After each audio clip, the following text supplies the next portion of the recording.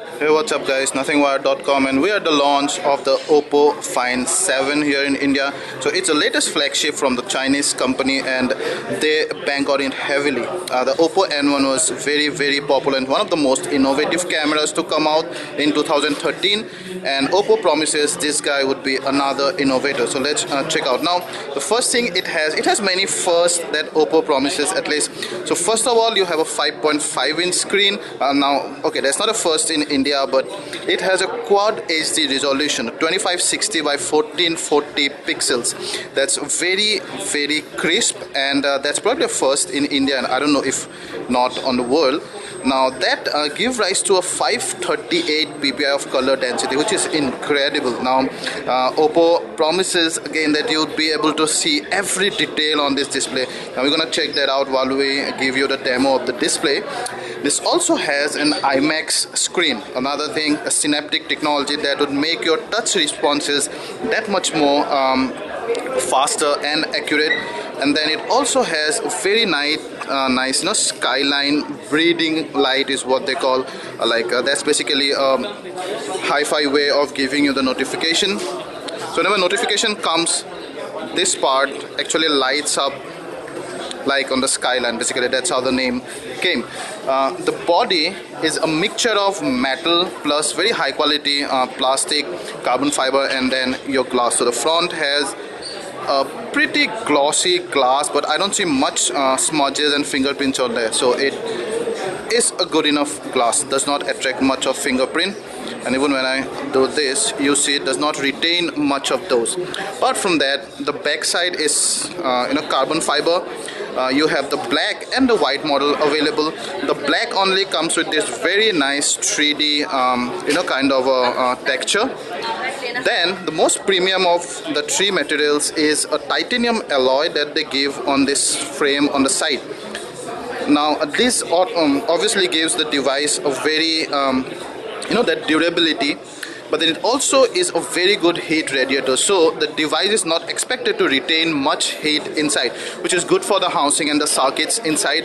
But then I don't know if that also means that you might feel the heat outside here on your hand. We'll have to check that when this device comes to our lab for extensive review, but so far so good. So that's your screen there. You have the shortcut keys here. I'm just gonna show you there. See, you have your shortcut keys here. If you can see them, they are very dimly light. So you have the menu and the home and the back button.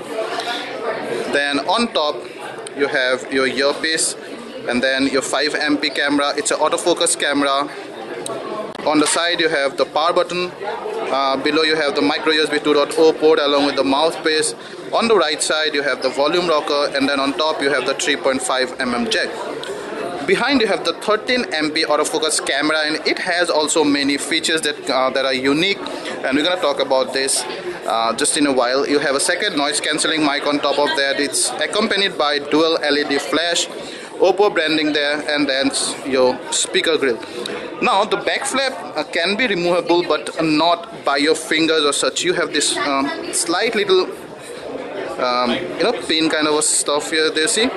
So you just need to take probably a safety pin or your SIM tray opener pin, and then you just need to press it and the back flap would open.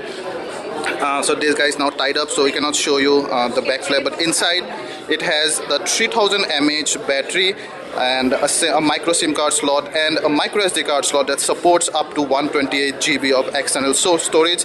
That's in addition to the 32 GB that's already present on the device. And the good thing is the battery is also removable. So spec wise, this guy is powered by the latest Snapdragon 801 2.5 GHz processor, which I suppose should be the Crate 400 processor, and should also have the Adreno 330 GPU. So that's the latest, and that's the most powerful yet. You couple that with a 3 GB RAM, and this guy should be a snapper. Now let's just quickly go ahead and check out the display and the user interface as such. The Find 7 is based on Android 4.3, and you have the Color OS Oppo's in-house skin on top of that.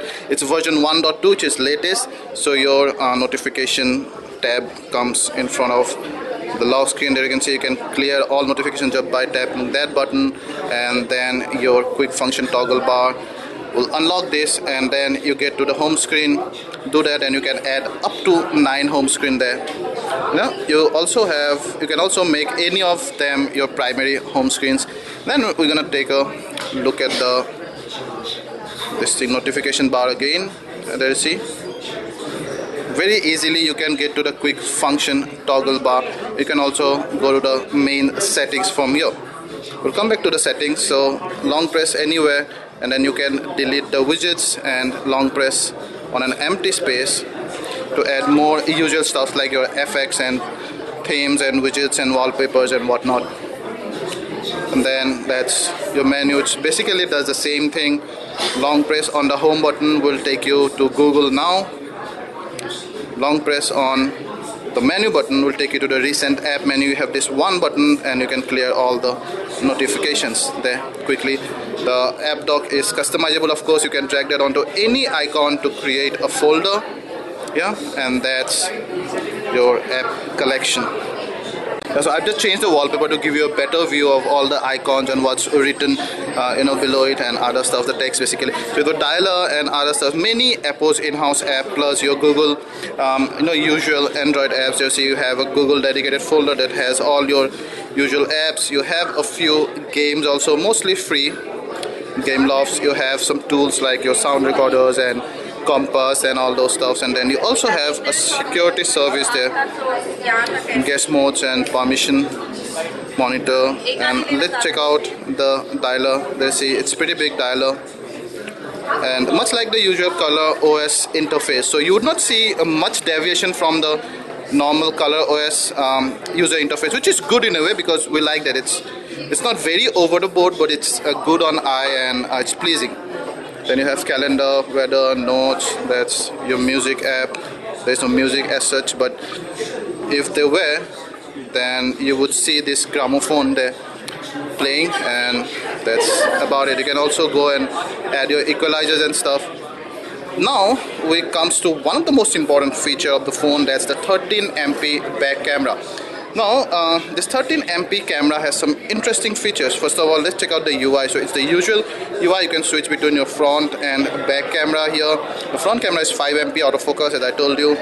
The back camera is of course autofocus, 13 MP, your flash settings, some of the other settings you'll see, resolution, 13 MP, 10 MP and stuff. You also have some other video stuffs and all. It records HD video at 30 frames per second.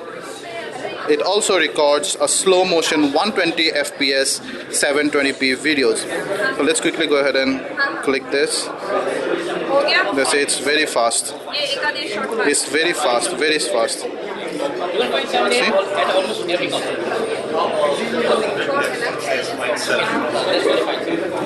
So see, even on the hand, it actually focuses pretty quickly, and then you can start the recording from here. See?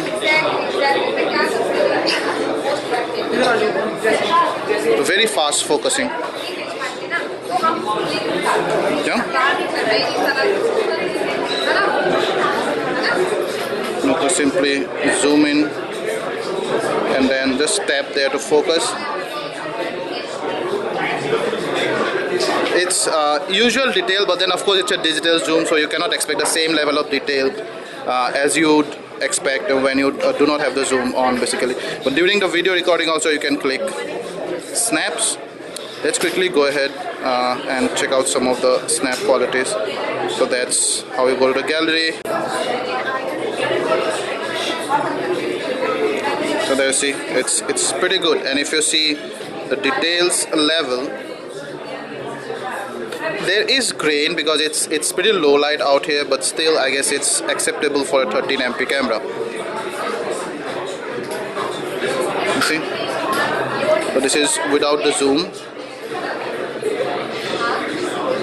And there's a fair amount of noise, but then yeah, of course acceptable. I also find that the phone is shaking at times, so maybe it could be because I'm standing, because I'm hand holding and the phone is like tied up. But we'll have to check out what's the image stabilization process in this phone is. Yeah. Now, some of the unique quality of this camera, it can record at 4K at 30 FPS, and then 720p at 120 FPS, which can be made as a slow motion. So you can just decrease the frame rate so that you get a slow motion video. The 13MP camera here uses Sony's second generation stacked CMOS sensor.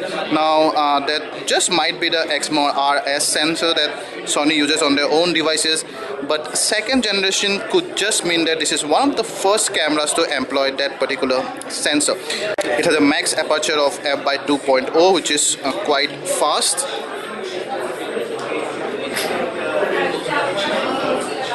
You have the gallery here, and that's usual order arranging stack. You can select multiple images and share them to many services. You can also make collages. You can also go to one particular image and tap it, and then you can delete, or you can forward, or you can share. You can also go ahead and you can edit a picture.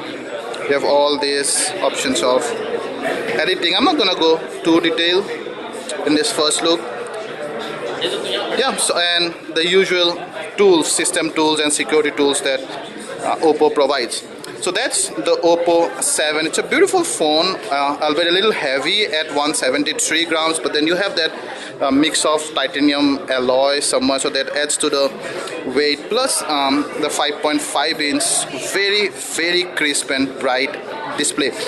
So 173 gram, well, it does not feel very uncomfortable. It fits nicely into your hand, and specifically this nice vertexes and the curved boat-like, pebble-like bag actually sits nicely onto your palm.